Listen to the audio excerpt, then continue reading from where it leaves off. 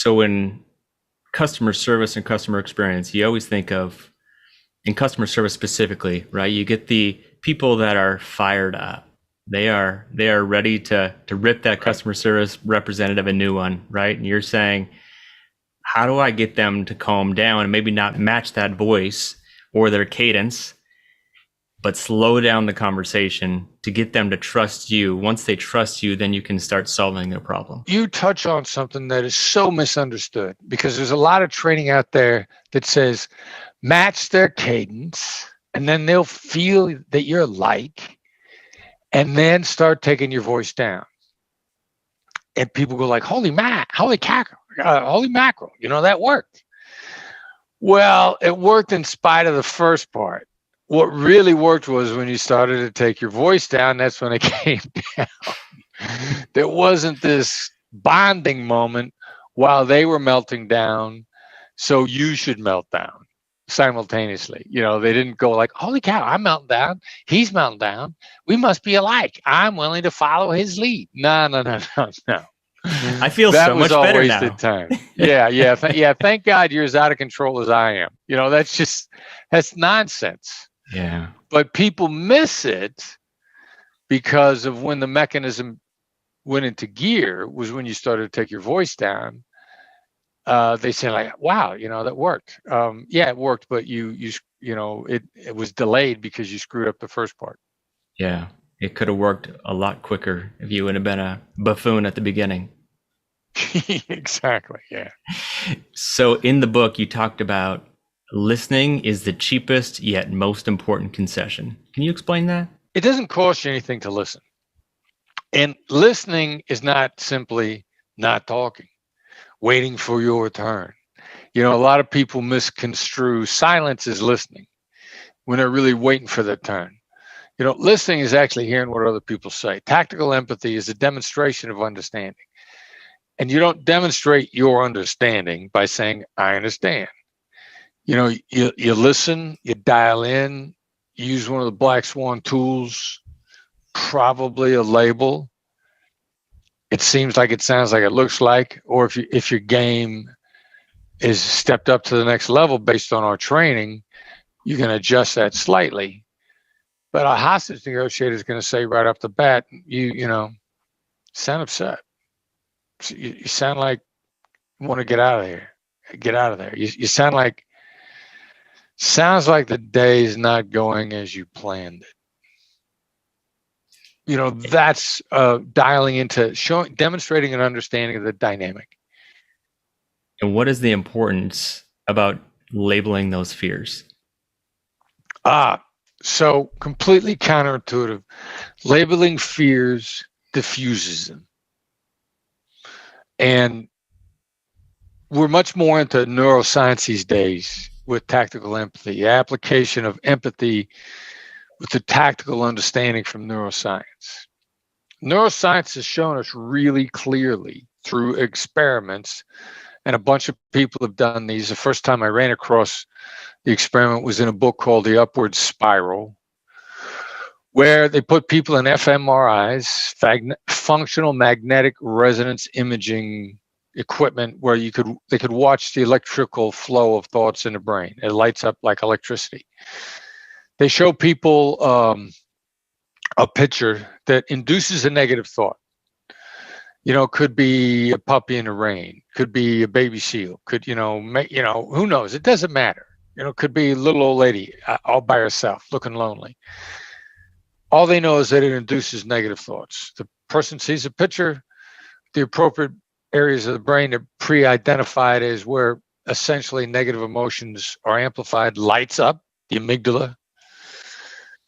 And then they simply ask the people, what are you feeling? Which is a self-label.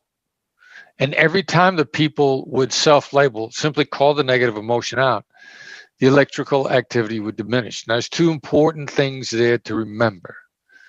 First of all, it happened every time. Secondly, the degree of impact was not always the same. You can label a negative emotion with someone, and it might look like it had no effect. They may continue to stare at you. Well, it had an impact. It just wasn't as much as you hoped for. Sometimes you label negative emotions and you watch the person completely relax. Or, my son Brandon's got a great story where he was standing in front of a judge who was upset with him in a courtroom. Remember, you don't get in life what's fair, you get what you negotiate. If you want to become a better negotiator, click the link in the description below. And, he did what we refer to in a black swan method as an accusations audit, which is taking a scientific wild ass guess, a swag, at all the negative emotions that somebody's feeling and calling them all out. I mean, going for it, firing every cannonball you have. And as he's doing that, he says she just starts to twitch. And, because the electrical activity in her amygdala is just like bang, bang, bang, bang, bang, completely changing in an instant. And she looked at him, and he ends up walking out of the courtroom having to go attend a course. When walking in, he was facing a steep fine for the driving violation and potential jail time. And he didn't walk in with a clean record. Very few 20-somethings do not have heavy feet. I had a heavy foot when I was in my 20s. We're all race car drivers. We all think we're driving in NASCAR, male and female, until you hit the age of about 25, which is where everybody's automobile insurance drops, because neurologically, that's when our brains pretty much finish forming. But, 18 to 25, most of us don't even know there's a brake pedal on a car.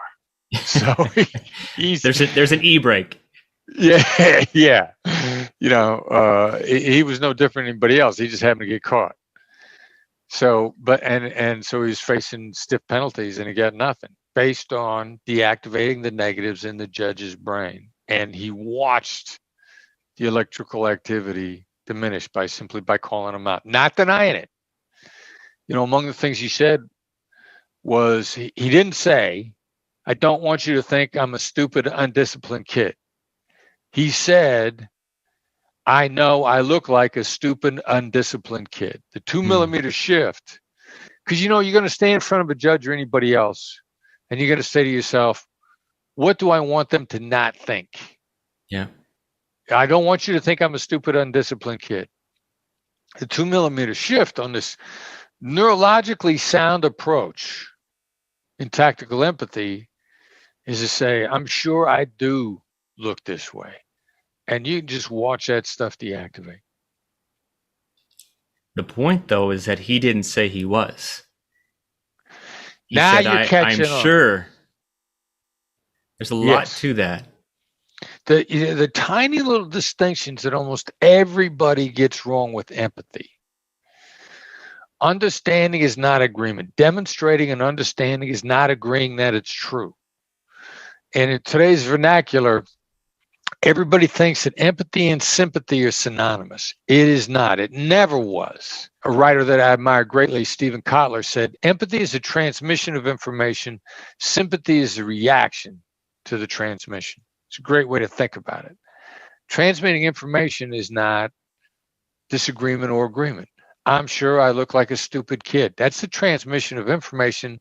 And as you very accurately point out, not an agreement. Tell me about the power of an open-ended question. The real application of an open-ended question is get people to think. It's not to get an answer. Now, it's an okay mechanism to get an answer. Like, what's the biggest challenge you face?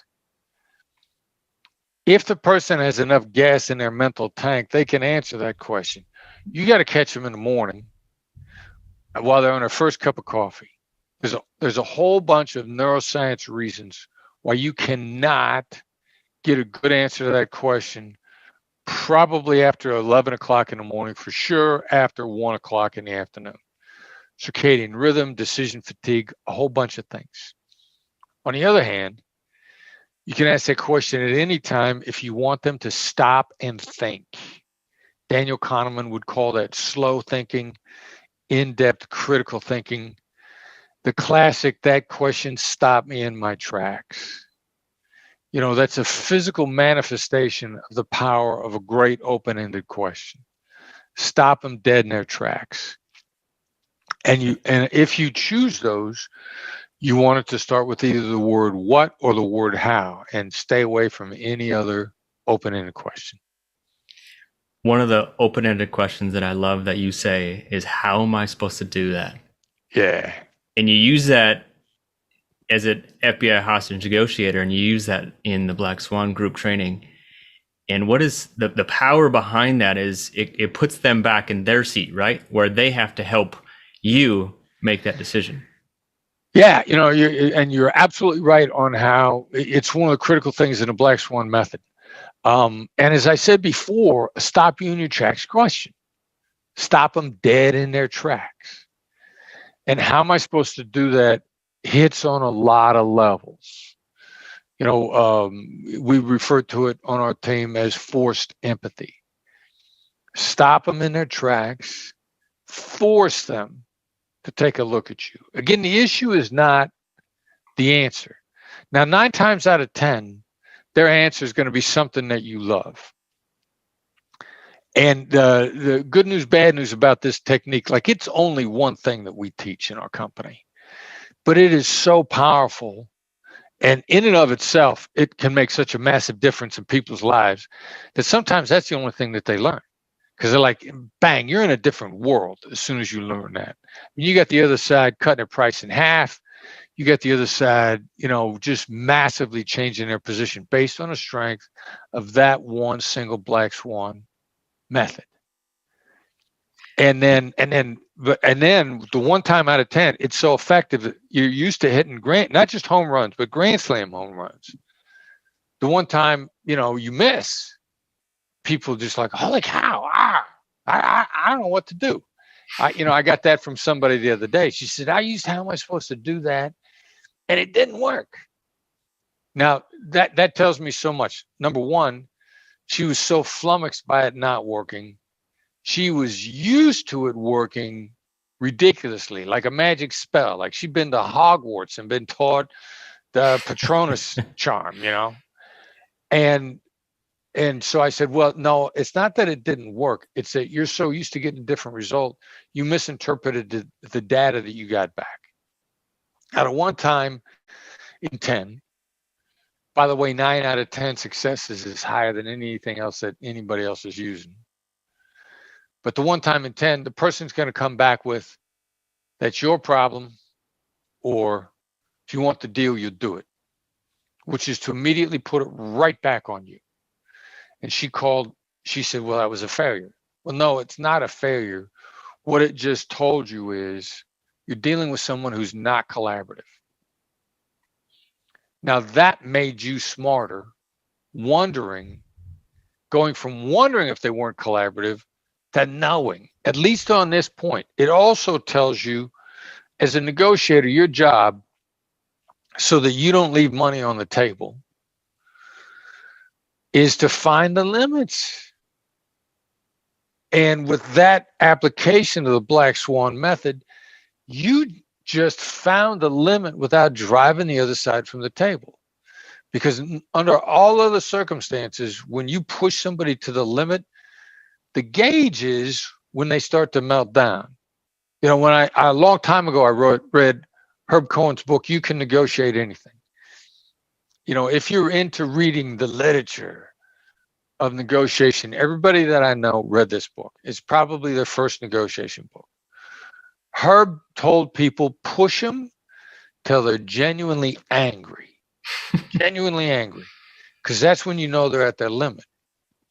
There's always a toxic residue from genuine anger. And I remember doing that. I remember thinking like, well, cool, I'm going to continue to pound this guy until he's angry, until they pound the table. And they go, because that would hurt me. That would cost me. I would lose money. And, Herb's instruction was like, awesome. You just found the limit. You did your job. Where we are here is find a limit without inducing that sort of anger, which is radioactive, toxic waste, which is not what you need for long-term successful relationships. So that, that's the other thing, the misinterpretation of the data. How do you not leave money on the table? You push the other side until they say, because if you want the deal, you're going to do it. And you go like, awesome, I just did my job. Yeah. There is a ton in there too. Like, how do I continue to push somebody to that limit by still gaining their approval or trust along the way and building that relationship? Because there's a fine line between that of pushing them to that frustration point to saying, hey, I still like you. I still love your service. I still love the product. I still appreciate you, but here's our limit. Yeah. And you hit on a really important point in that long-term relationships are how you get wealthy.